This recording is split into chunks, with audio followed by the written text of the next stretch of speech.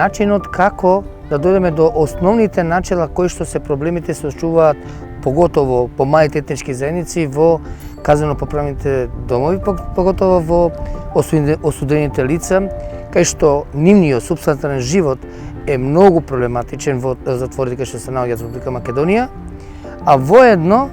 проблемот се соочува што ги истражувавме ние е тоа што нивниот начин, келијата кај што се наоѓаат нема доволно светлост,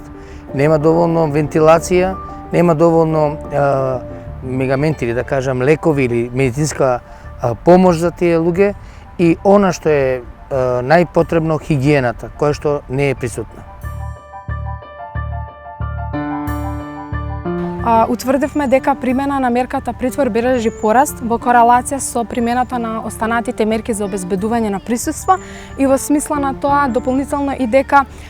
кога се применува, односно кога се определува мерката притвор, најчесто се оди кон оној законскиот максимум, односно 30 дена во редовни кривични постапки и 8 дена во скратени кривични постапки. Па оттаму нашата препорака е да се направат напори да заживее законот за пробација и да им се даде на значај на останатите мерки за обезбедување на присуство, односно истите да се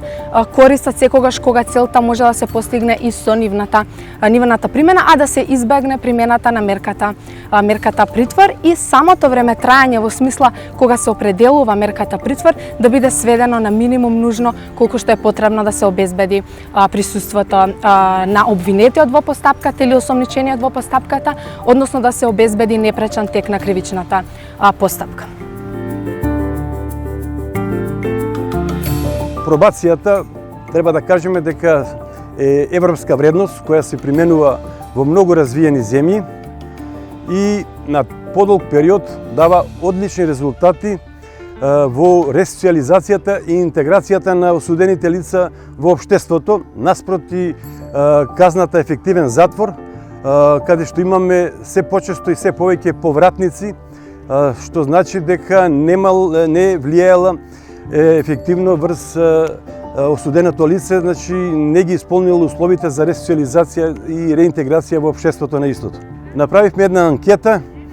во 4 затвори, преку која анкета установивме дека осудените лица многу малку се информирани за нивните права кои произлегуваат од Законот за пробација, дека не знаат како да поднесат барање, кои се условите, што потоа кога ќе се поднеси барањето.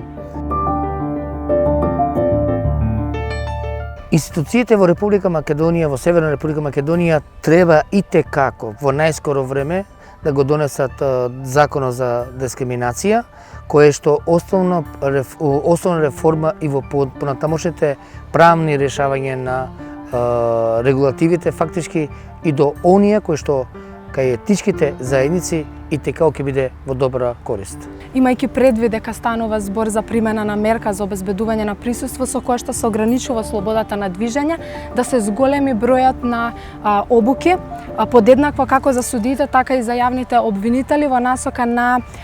зголемување на нивните индивидуални капацитети, во смисла на тоа да јавните обвинители поднесуваат предлози кои што се соодветно образложени, соодветно аргументирани и подкрепени со докази, а секако на крајот и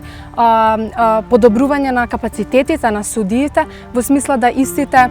при носење на решенија за определување на мерка притвор соодветно ги образложат, соодветно ги аргументираат и да ги земат предвид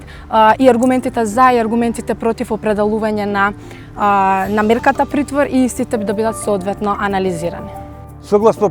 препораките од поглавјето 23, согласно веќе и датумот за преговори, па и од почнувањето на преговори,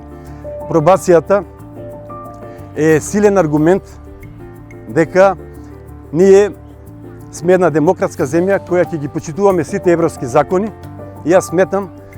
дека пробацијата треба што поскоро да почне активно да се применува во Република Северна Македонија, затоа што очигледно преку пробацијата веќе е докажано дека на